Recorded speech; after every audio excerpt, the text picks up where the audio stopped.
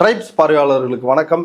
காஷ்மீர் பஹல்காம் பகுதியில் நடந்த பயங்கரவாத தாக்குதலை ஒட்டி இந்தியா முழுவதும் ஒரு முஸ்லீம் வெறுப்பு பிரச்சாரத்தை RSS சங் பரிவார் கும்பல் மேற்கொண்டு வருகிறார்கள். அது மட்டுமின்றி பாகிஸ்தான் மீது போர் தொடுத்து பாகிஸ்தானை பூண்டோடு அழிக்க வேண்டும் என்று தொடர்ச்சியாக கூக்குரலிட்டு வருகிறார்கள்.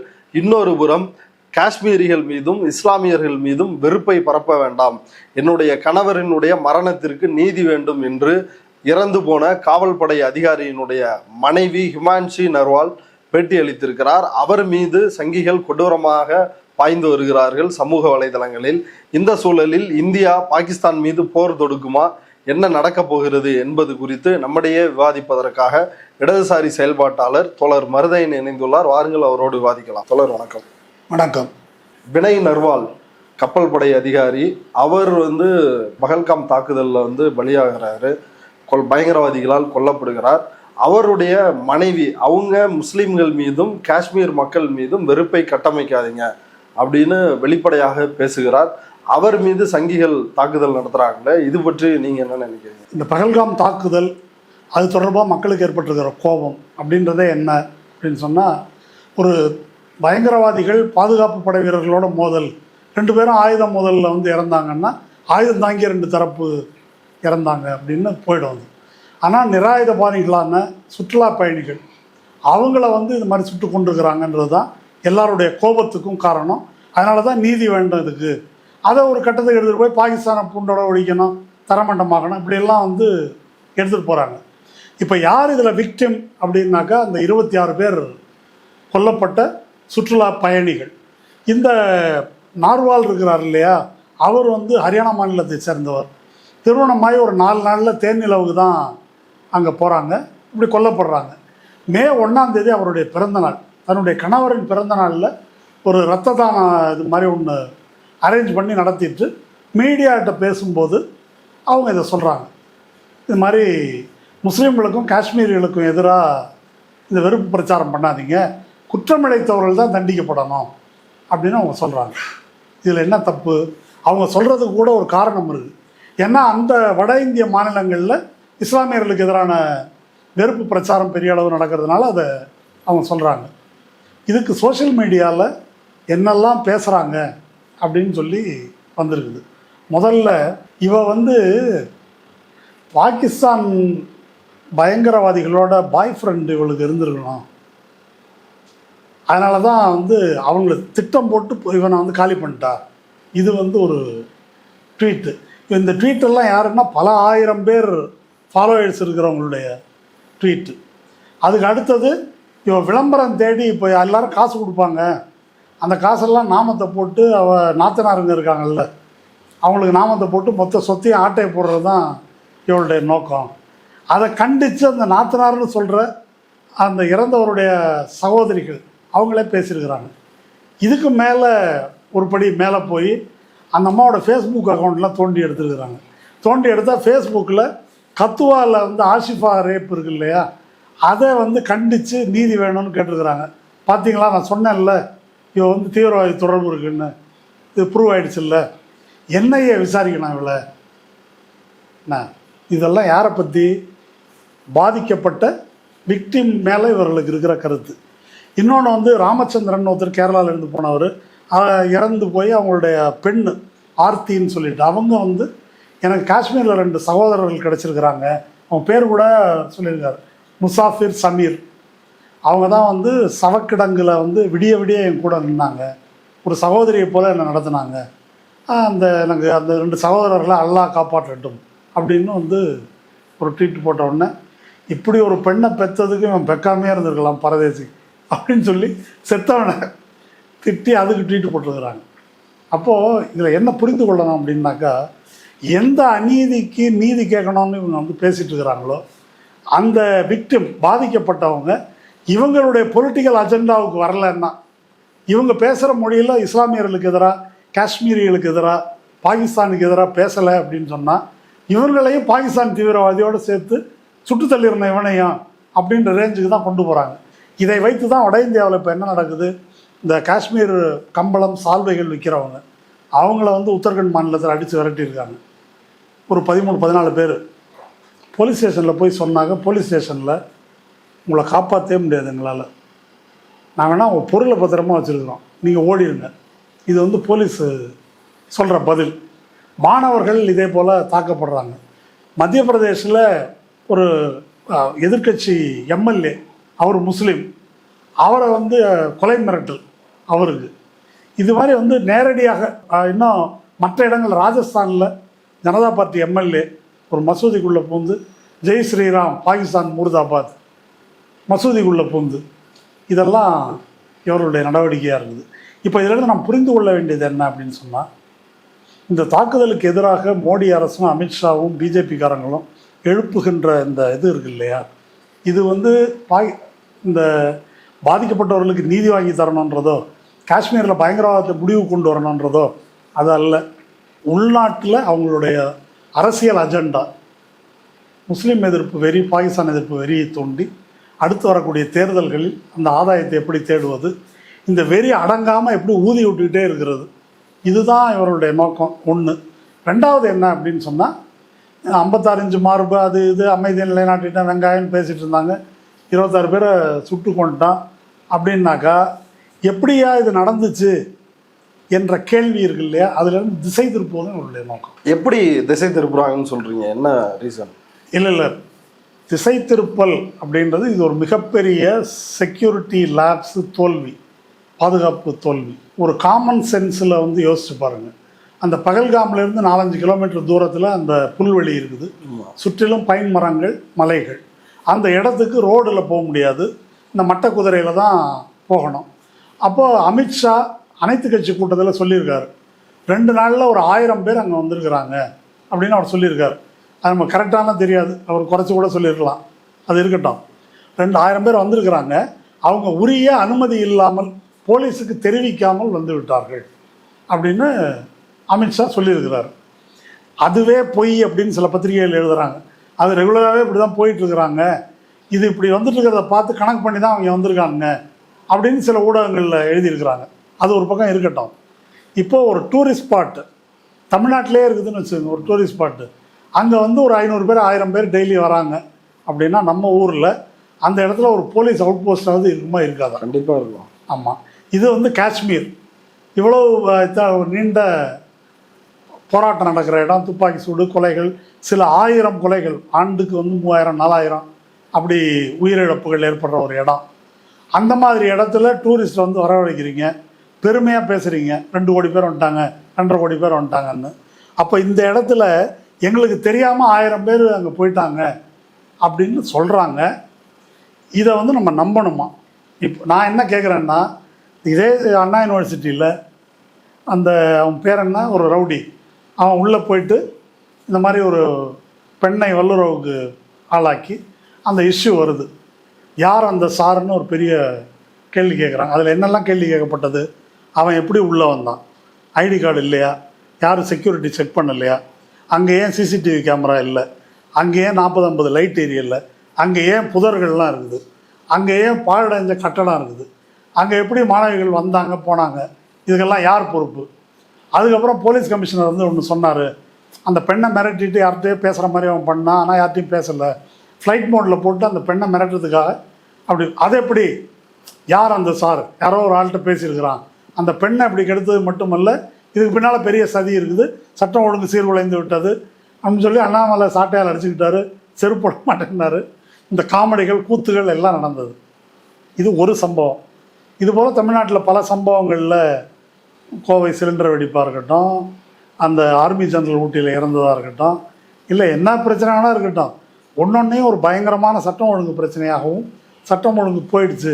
ஏன் இந்த அமித்ஷா வந்து பேசலையா இங்கே? ஆமாம், எல்லாரும் இங்கே வந்தாக்கா பேசுகிறது வந்து வணக்கம் ஒன்று தமிழில் சொல்லுவாங்க, அடுத்தது வந்து சட்டம் ஒழுங்கை பற்றி பேசுவாங்க.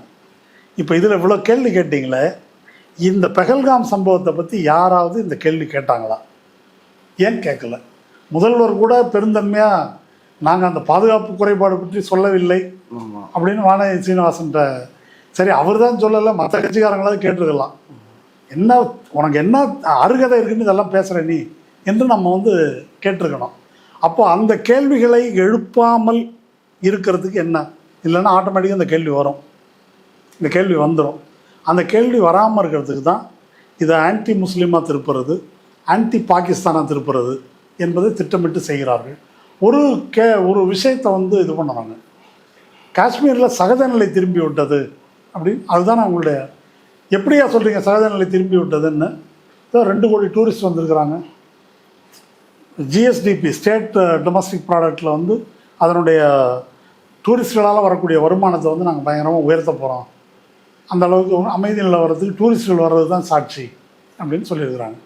அப்போ டூரிஸ்ட்கள் வந்து எப்படி வராங்க அப்படின்னு கேட்டால், காஷ்மீரில் வந்து இவ்வளோ பிரச்சனை நடக்குதுன்னு இந்தியாவில் இருக்கிற எல்லாருக்கும் தெரியும். இப்போ மோடி அரசு என்ன செய்யுதுன்னா 370 ரத்து செய்து, பழைய மன்மோகன் சிங் மாதிரி அரசு கிடையாது, நாங்கள் 56 இன்ச்சு ஒடுக்கிட்டோம் எல்லாத்தையும், முழுக்க அமைதி நிலவுது, சும்மா தைரியமாக வாங்க அப்படின்னு இந்துக்களை கூப்பிட்டு பலி கொடுத்துருக்காரு மோடி அப்படின்றதான் நான் சொல்கிறது.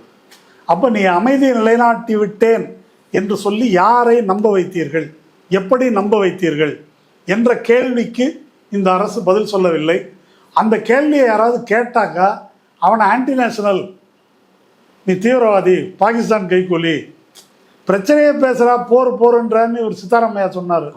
உடனே சித்தாராமையா வந்து ஆன்டி நேஷனல், காங்கிரஸ்காரன் உடனே பயந்து போய் யாரும் பேசாதீங்க. இன்றைக்கி காங்கிரஸ் அறிக்கையை பார்த்தீங்களா, பாகிஸ்தானுக்கு ஃபிட்டிங் ரிப்ளை கொடுக்கணும், இவங்க அதுக்கு மேலே இப்போ தேசபக்தர் என்ன உசுப்பேற்றி விடுறாங்களாம். அது மாதிரி வந்து இப்படி பேசிகிட்டு இருக்கிறாங்க. அதனால் இது விஷயம் என்ன அப்படின்னாக்கா, இந்த சுற்றுலா பயணிகள் அங்கே அமைதி நிலவுவதாக சொல்லி அங்கே கொண்டு போய் பலி கொடுக்கப்பட்டிருக்கிறார்கள்.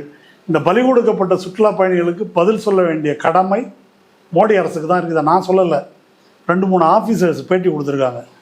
Army general retired Shankar Roy Chowdhury, ஏன்டா இவ்வளோ பெரிய தோல்வி நடந்திருக்குது, யார் இதுக்கு அக்கௌண்டபிள், இன்னும் பதில் சொல்லலைன்னு கேட்டிருக்காரு. அடுத்தது ஐபி ஆஃபீஸர் அவினாஷ் மகனானி, இது வந்து கிரிமினல் நெக்லிஜென்ஸ், அதற்குரிய நடவடிக்கை எடுக்கணும் அப்படின்னு சொல்லியிருக்காரு. இது மாதிரி நிறைய பேர், நான் 1-2 இது நான் சொல்கிறது, இதுக்கு என்ன விளக்கம், இதுக்கு என்ன பதில் சொல்லியிருக்காங்க. இப்போது இந்த ஏற்கனவே உளவு தகவல்கள் இது பற்றி இருந்துச்சு அப்படின்னு பத்திரிகையில் செய்தி. ஆமாம், இல்லை இது எதுவுமே என்ன இருந்துச்சு, என்ன நடந்தது, ஏங்க இவ்வளோ பேர் கொண்டிருக்கிறாங்க. ஆனால் சமீபத்தில் அமித்ஷா வந்து பாதுகாப்பு சிறப்பாக இருக்குன்னு அறிக்கை கொடுத்தாராங்க.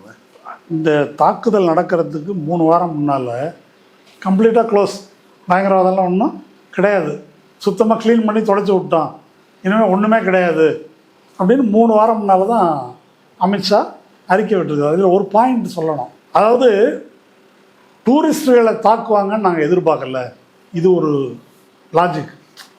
பாதுகாப்பு படையை தாக்குவாங்க, இது பண்ணுவாங்கன்றது ரைட்டு, டூரிஸ்டுகளை தாக்குவாங்க அப்படின்னு நாங்கள் எதிர்பார்க்கல அப்படின்னு சொல்கிறது மிகப்பெரிய பொய். அதை வந்து அஜய் சாஹ்னின்னு சொல்லிட்டு கவுண்டர் டெரரிசம் எக்ஸ்பர்ட், அவர் போன வருஷம் இதே இடத்துல 2 பேரை சுட்டு கொண்டிருக்கிறாங்க. அவர் ஒன்று சொல்கிறாரு, இந்த 2 பேர் 26 பேர் 10 பேர் 15 பேர் அவன் வர்றான், எவ்வளோ பேர் கிடைக்குமோ அவ்வளோ பேரை சொல்கிறாங்க. அப்போது அவர் 2000 இது வரைக்கும் 44 டூரிஸ்டுகள் சுட்டுக் கொல்லப்பட்டிருக்கிறாங்க இந்த பயங்கரவாதிகளால். அப்படி இருக்கும்போது இது வரைக்கும் நடக்கலைன்னு நீ எப்படி சொல்கிற, அது உண்மைக்கு புறம்பானது அப்படின்றது ஒன்று சொல்கிறாரு. 2வது ஒரு காமன் சென்ஸ் கேள்வி இருக்குது, அங்கே சகஜ நிலை நிலவுதா, நிலவ முடியுமா, இது நாம் ஒரு பொது அறிவுக்கு உட்பட்டு நாம் வந்து யோசிச்சு பார்க்கணும். இப்போது காஷ்மீர் அப்படின்றது எப்படி இந்தியாவோட இணைந்ததுன்றதுக்கு ஒரு வரலாறு இருக்குது. அவன் நான் உன்னோடையும் வரல அவனோடையும் போகல, நாங்கள் தனியாக இருக்கிறோம் அப்படின்னு சொன்னவொடனே, இல்லை இங்கே வாங்க, உங்களுக்கு 370 ஆர்டிகிள் 370 எங்கள் கான்ஸ்டியூஷன் உங்களை கட்டுப்படுத்தாது, உங்களுக்கு வந்து ஒரு வாக்கெடுப்பு வைக்கிறோம், நீங்கள் எங்களோட வர்றதா பாகிஸ்தானோட போகிறதா தனியாக இருக்கிறதா அப்படின்னு நீங்கள் முடிவு பண்ணிக்கலாம் அப்படின்னு நேரு மட்டும் இல்லை, பட்டேல் மட்டும் இல்லை, ஷியாமா பிரசாத் முகர்ஜி உட்பட அத்தனை பேரும் ஒத்துக்கிட்டு தான் இந்த ஆர்டிகிள் 370 வந்தது. அப்போ அம்பேத்கர் என்ன சொன்னார், இது வேண்டாம், இது வேலைக்கு ஆகாது, அவன் பாகிஸ்தானோட போகிறதுனாக்க போகட்டும், இது என்றைக்கும் தலைவலி நமக்கு அப்படின்னு அவர் சொன்னார். கேட்கல, இது 370 போட்டிங்க. அதுக்கப்புறம் கொஞ்சம் கொஞ்சமாக 370 சிறப்பு அதிகாரங்கள்லாம் எடுத்தாங்க. இப்போ வந்து 370 ரத்து பண்ணி பண்ணாங்க. பண்ணிவிட்டு அடுத்தது என்ன செஞ்சாங்க, ஸ்டேட்டை 3ஆ உடைச்சாங்க. 3ஆ உடைச்சிட்டு உனக்கு மாநில அந்தஸ்தும் கிடையாது, நீ யூனியன் டெரிட்டரி அப்படின்னு கொண்டாந்துட்டாங்க. இப்போ இந்த மாதிரி ஆக்குனாக்கா அந்த மக்கள் அமைதியாக சும்மா இருக்கிறவனுக்கே கோபம் வருமா வராதா?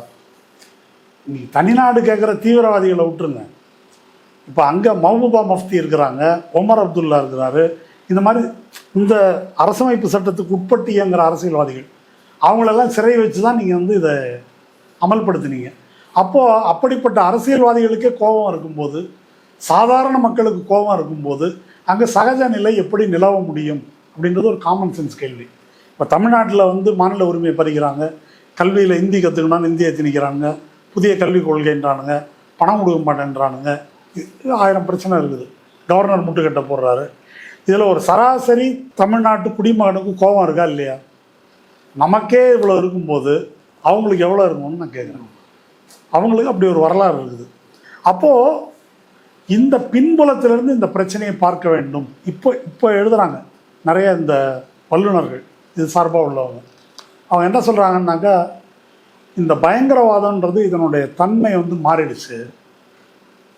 பயங்கரவாதத்தினுடைய தன்மை முன்னெல்லாம் இளைஞர்கள் என்ன செய்வாங்கன்னாக்கா, நான் போகிறேன் விடுதலை போராட்டத்துக்கு அப்படின்னு ஃபேஸ்புக்கில் படத்தோடு போட்டுட்டு போவாங்களாம். அதை வாய்க்கரிசி போட்டு போகிற மாதிரி அது ஒரு கெத்தாக செய்கிறது அப்படின்னு பண்ணிகிட்டு இருந்தாங்க. இவங்களும் உடனே ஃபோட்டோவை எடுத்து குறித்து வச்சுக்கிட்டு இவன் தீவிரவாதி, இந்த ஊர் அட்ரஸ்ஸு அப்படின்னு வச்சுட்டு தேடிட்டு இருந்தாங்க. அவன் பாகிஸ்தானுக்கு போயிட்டு வருவான், இல்லை ஏதோ ஒன்றுன்னு வச்சுருங்க. இப்போ வந்து அது மாதிரி இல்லை. இப்போ இந்த அடக்குமுறை காரணமாக ஒரு அச்சமும் அமைதியும் நிலவுது. அப்போ இந்த மாதிரி சூழலில் இப்போ அந்த மாதிரி அறிவிப்பதில்லை. சகஜ வாழ்க்கையில் இருப்பவர்களே ஒரு குறிப்பிட்ட அளவுக்கு இந்த தீவிரவாத நடவடிக்கைகளுக்கு உதவுகிறார்கள். இங்கே ஒரு 2 பிரிவை நம்ம வந்து பார்க்கணும். இந்த 26 பேர் கொல்லப்பட்ட போது காஷ்மீர் மக்கள் எப்படி நடந்து கொண்டார்கள் அப்படின்றத பதிவு பண்ணியிருக்காங்க. அங்கேருந்து தெரிச்சு ஓடி வராங்க. பல பேருக்கு ஹோட்டலில் இடம் இல்லை, மசூதிகளை திறந்து விட்டு இங்கே தங்கிக்கிங்கன்னு சொல்கிறாங்க. அங்கேருந்து வர்றவங்களுக்கு டாக்ஸி டிரைவர் யாரும் ஏர்போர்ட்டுக்கு கூட்டின்னு போகிறதுக்கு நாங்கள் வந்து காசு வாங்க மாட்டோம் அப்படின்னு கூட்டின்னு போகிறாங்க. வேறு அந்த பெண்கள் சொன்னது போல் மார்ச் வரியில் ஆஸ்பத்திரியில் இங்கெல்லாம் கூட இருந்து பல பேர் கண்ணீர் விட்டு கதறியிருக்காங்க கூட. மொத்த காஷ்மீரும் வரலாறு காணாத அளவுக்கு கடையடைப்பு நடந்திருக்கு. தனிநாடு கேட்கின்ற ஹுரியத் கான்ஃபரன்ஸ் போன்ற அமைப்புகளும் கூட இந்த பந்தில் வந்து கலந்துட்டுருக்கிறாங்க. இதெல்லாம் ஒரு பக்கம். இன்னொரு பக்கம் தங்களுக்கு இழைக்கப்பட்ட அநீதி, இழைக்கப்படும் அநீதி, இதற்கு எதிரான கோபம் இருக்குது. அப்போது நான் என்ன சொல்ல வரேன் அப்படின்னாக்கா, ஒரு 1% 2% பேர்கிட்டையாவது இந்த மாதிரி ஆயுதம் தாங்கி போராடுறாங்கல்ல, அவங்களுக்கு ஷெல்டர் கொடுக்கறது, சோறு போடுறது செய்வாங்களா மாட்டாங்களா? இது அஜய் சுக்லான்னு ஒரு கர்னல், அவர் பிஸ்னஸ் ஸ்டாண்டர்டில் காலம் எழுதுவார். அவர் வந்து ஒரு பாயிண்ட் சொல்கிறார். காஷ்மீரில் சகஜ நிலை நிலவியதாக சொல்வது பச்சை பொய். கரந்த பாருக்கு பேட்டி கொடுத்துருக்கார்.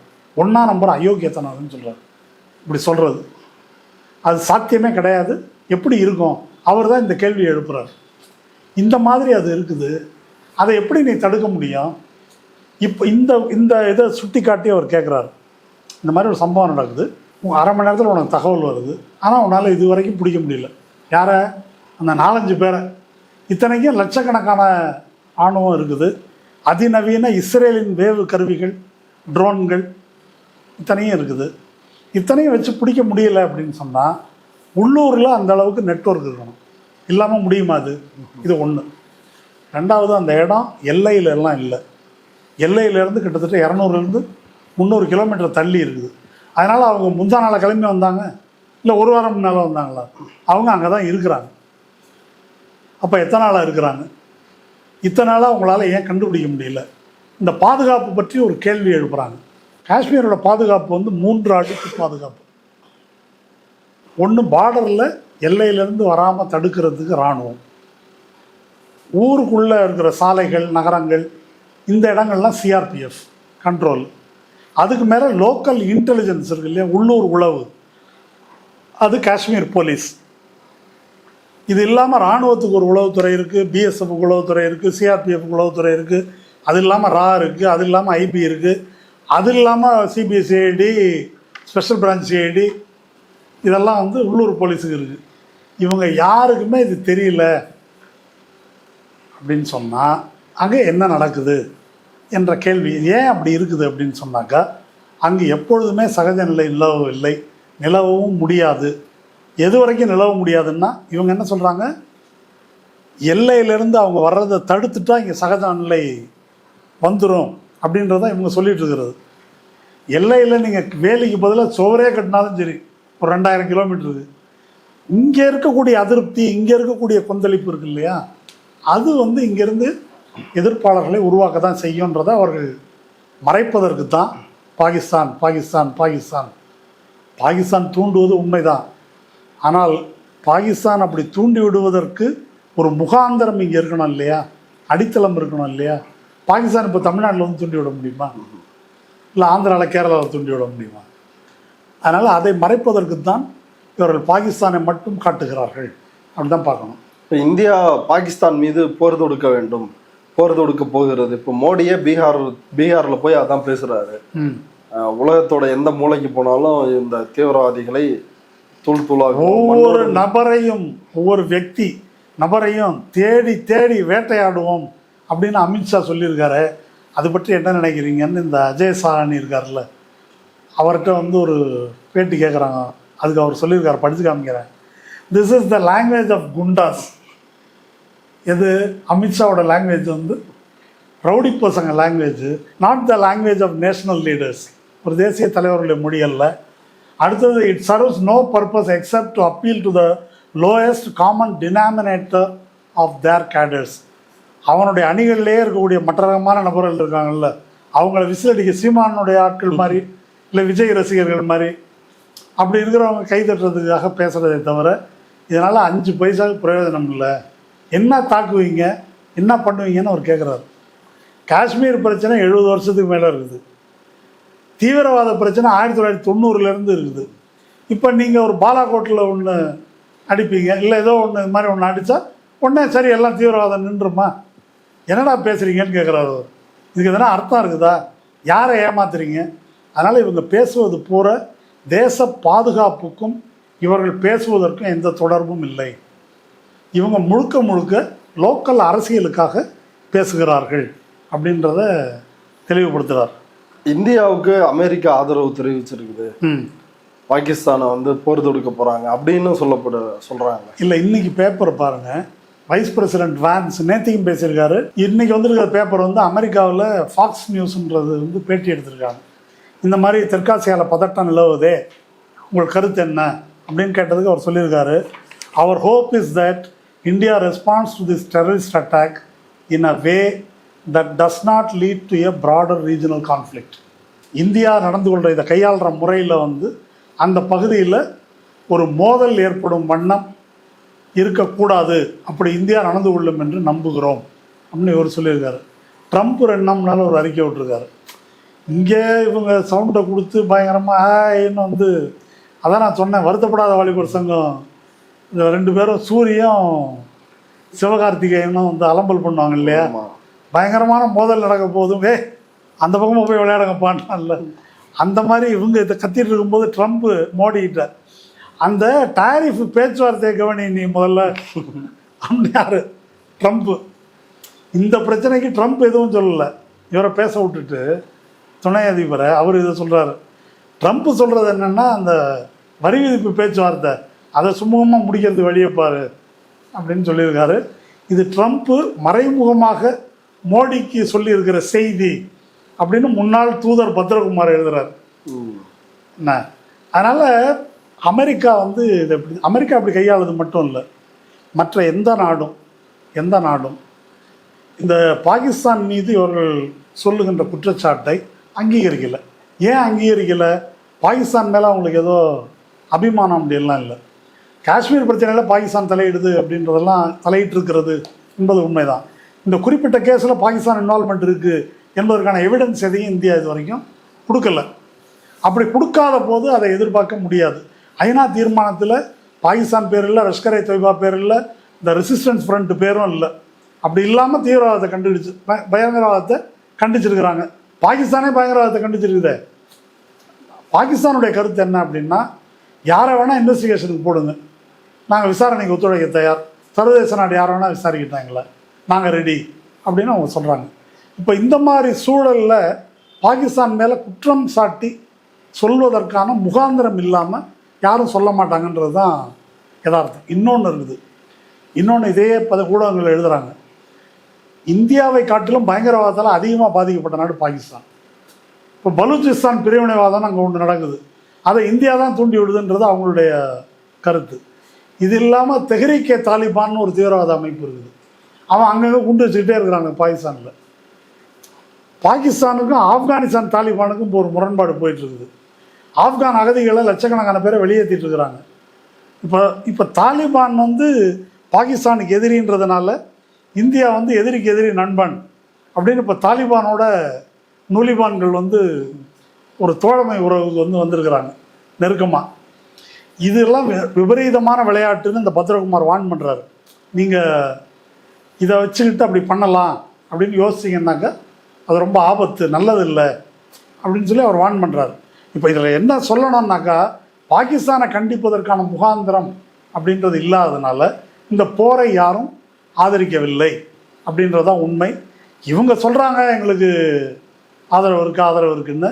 இன்னொரு முக்கியமான விஷயம் சொல்கிறேன். புதன்கிழமை அன்னைக்கு ஒரு 4 நாளாக ஒரு செய்தி பேப்பரில் பார்த்துருப்பீங்க, எல்லையில் பாகிஸ்தான் அத்துமீறி துப்பாக்கி சூடு நடத்துது, பதிலுக்கு நம்ம வீரர்கள் துப்பாக்கி சூடு நடத்தினாங்க. இவங்க 2 பேருக்கும் இடையில டிஜிஎம்ஓன்னு ஒரு ஹாட்லைன் இருக்குது. 2 இராணுவ, பாகிஸ்தான் இராணுவத்துக்கு இந்திய இராணுவத்துக்கும் பேசிக்கிறது. ஆமாம், அவங்க இந்த இப்போ நடைபெற்ற இந்த தாக்குதல் இருக்குது இல்லையா, அதுக்கு பிறகு இவங்க 2 பேரும் கம்யூனிகேஷனே இல்லாமல் இருந்தது. போன புதன்கிழமை அன்னைக்கு இந்திய தரப்புலேருந்து பாகிஸ்தான் தரப்பை தொடர்பு கொண்டு இந்த துப்பாக்கி சூடை தவிர்க்கிறதுக்கு பேச்சுவார்த்தை நடத்தியிருக்காங்க. இது நமக்கு தெரியாது. அந்த முன்னாள் தூதர் பத்ரகுமார் இதை சொல்கிறார். அதிலிருந்து என்ன தெரியுதுன்னாக்கா, போருக்கு போகிறதை இந்தியா விரும்பவில்லை என்பது தெரிகிறது. ஆனால் மோடி ஒரு பக்கம் பீகாரில் பில்டப்பாக பேசுகிறாரு. பீகார் அது அதனால தான் பில்டப் பேசுகிறாரு. இந்த பக்கம் இப்படி நடந்துட்டு இருக்குது. இன்னொன்று இன்னைக்கு இந்தியன் எக்ஸ்பிரஸ் தலையங்கம் அவர் நல்ல பச்சையாகவே எழுதியிருக்கிறாங்க. பொதுவாக பல பேர் என்ன நினச்சிட்டு இருக்கிறாங்கன்னா, ஒரு பாகிஸ்தானை சும்மா அப்படி ஒரு தட்டுனா இந்தியா அப்படி தானே சொல்லிட்டு இருக்காங்க, தமிழ் பொடியாயிடும். அப்படி பாகிஸ்தான் புஷ் ஓவர் கிடையாது. என்னென்ன ஆயுதங்களை பார்டரில் குவிச்சிருக்கிறாங்க அப்படின்னு ஹிந்துவில் ஒரு பெரிய பட்டியல் கொடுத்துருக்காங்க. பயங்கர டேஞ்சரஸ் F-16, J-10, JF-17, இதெல்லாம் அதிநவீன ஜெட் விமானங்கள், போர் விமானங்கள், இதெல்லாம் பார்டரில் நிற்குது. வரிசையாக பீரங்கிகள் அணிவகுத்து நிற்குது. இப்படி குவிக்கப்பட்டிருக்கு எல்லையில் இராணுவ பயிற்சி நடக்குது அப்படின்னு ஹிந்து ரிப்போர்ட் பண்ணியிருக்குது. எக்ஸ்பிரஸ் தலையங்கம் என்ன சொல்லுது அப்படின்னாக்கா, இதை பாருங்கள், Pakistan army is no pushover. புஷ் ஓவர்னாக்கா சும்மா ஒரு சப்ப பார்ட்டின்றாங்கல்ல, அப்படியெல்லாம் ஒன்றும் கிடையாது. And there should be no expectation that India will have a clean win in any military exchange. அதாவது மோதுனா இந்தியா ஜெயிச்சிரும் அப்படின்னு நினைக்காதீங்க அப்படின்னு தலையங்கம். அதனால் இந்த உதாருக்கெல்லாம் எந்த பொருளும் இல்லை. அதாவது இவங்க போர் எப்படி நடத்த போகிறாங்கன்னு இருக்குது. 2 அவங்களும் தயார்னு தானே சொல்கிறாங்க. பாகிஸ்தான் ஏன் தயார்னு சொல்கிறாங்கன்னா, இப்போ இன்னொரு விஷயம் பார்க்கணும். இதில் சொந்த செலவில் இந்தியா சூனியம் வச்சுக்கிட்டாங்க. சிந்து நதி நீரை நிறுத்துவோம், ஒரு சொட்டு தண்ணி கூட அங்கே போகாது. அவன் அந்த பெனாசிர் பூட்டோ மகன் தண்ணி ஓடவில்லை என்றால் ரத்த ஆறு ஓடும். அவன் ஒரு சவுடால். நீ மோடி மட்டுமா சவுடால், அவன் அதுக்கு சவுடால். என்ன பிரச்சனை அப்படின்னு சொன்னால், இந்த நதிநீர் ஒப்பந்தம் இருக்கு இல்லையா, இந்த நதிநீர் ஒப்பந்தத்தில் இந்த சிந்து நதி, செனாப், ஜீலம், இந்த 3 நதிகள், இந்த 3 நதிகள் பாகிஸ்தானுக்கு அப்படின்னு கொடுத்துருக்குறோம். மிச்சம் 3 நதிகள் இந்தியாவுக்கு.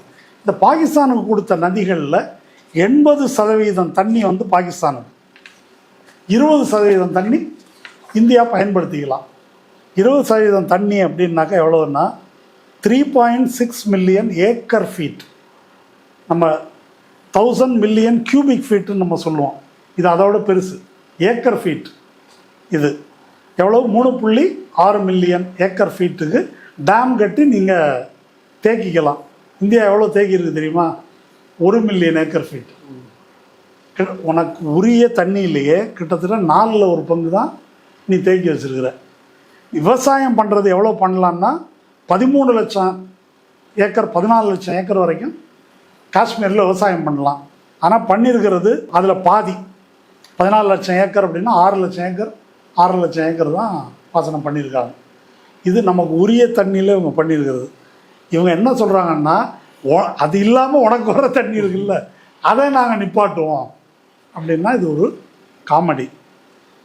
ஒரு வகையில் இது காமெடியாக இருக்கும்போது அந்த மக்களுக்கு நீங்கள் இப்போ யோசிச்சு பாருங்களேன், கர்நாடகாவிலேருந்து காவேரியில் ஒரு சொட்டு தண்ணியை விட மாட்டோம் அப்படின்னு சொன்னால் என்ன நடக்கும்? என்ன நடக்கும்னு சொல்லுங்கள். கலவரம் வருமா வராது? உண்மையிலே விடலைன்னா என்ன நடக்கும்? கலவரம் வரும். அப்படி தானே வருது. ஆமாம். அப்போ அப்படி சொன்னாக்கா இந்த 3 நதிகளை நம்பி தான் பாகிஸ்தானே இருக்குது.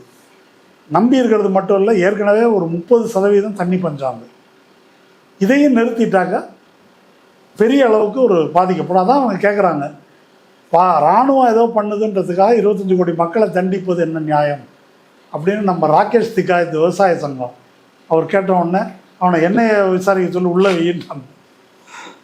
பாகிஸ்தான் கைக்கூலி அப்படின்ட்டாங்க. அவர் சொன்னது நியாயமாக சொன்னார். அவர் இவன் பண்ணுற தப்புக்காக மக்களை தண்டிக்கலாமா, விவசாயிகளை தண்டிக்கலாமா அப்படின்னு ஒரு விவசாயின்ற முறையில் அவர் சொன்னதுக்கு அப்படி பதில் சொன்னாங்க.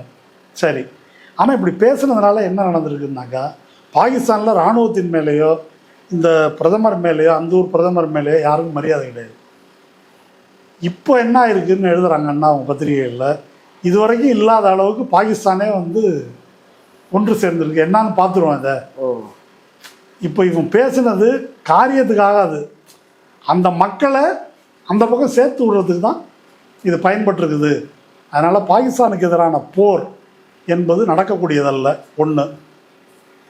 இன்னொன்று மிக முக்கியமானது, அவங்க ஒன்று சொல்லியிருக்கிறாங்க, எங்கள் நாட்டின் கைவசம் உள்ள எல்லா வாய்ப்புகளையும் நாங்கள் பயன்படுத்துவோம்.